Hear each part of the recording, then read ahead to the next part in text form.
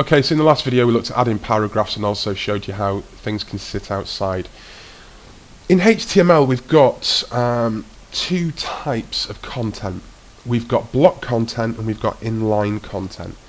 And what this means is that some of the tags that we use will affect a block of text. So say for example I put another P tag around text.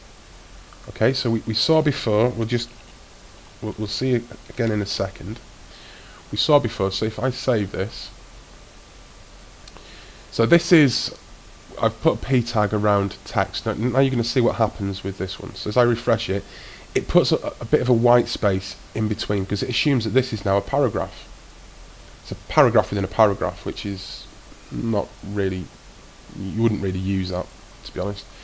But it's not the done thing. So we've got some tags which are in line and some which are block. Now if it's a block tag, what it will do is it will drop it to a new line and it will put like a horizontal white space in there in between. If it's an inline tag, what it will do is it'll just sit there and it'll work within this one.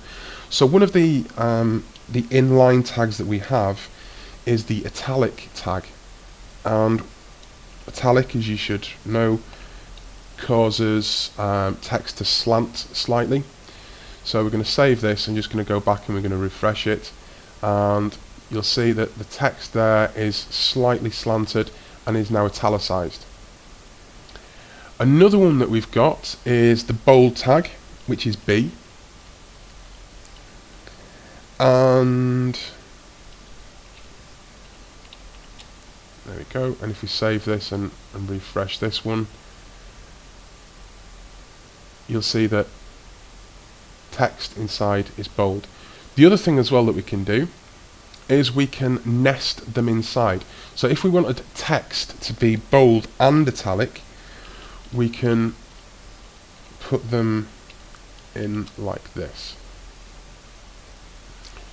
and refresh it, and you'll notice it's gone bold and it's gone italic.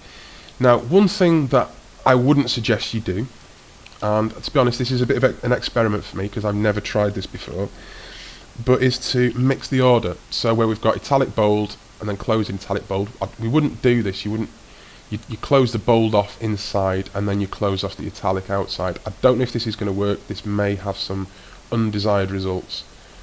No, it seems to work fine. So, but I wouldn't suggest you do this.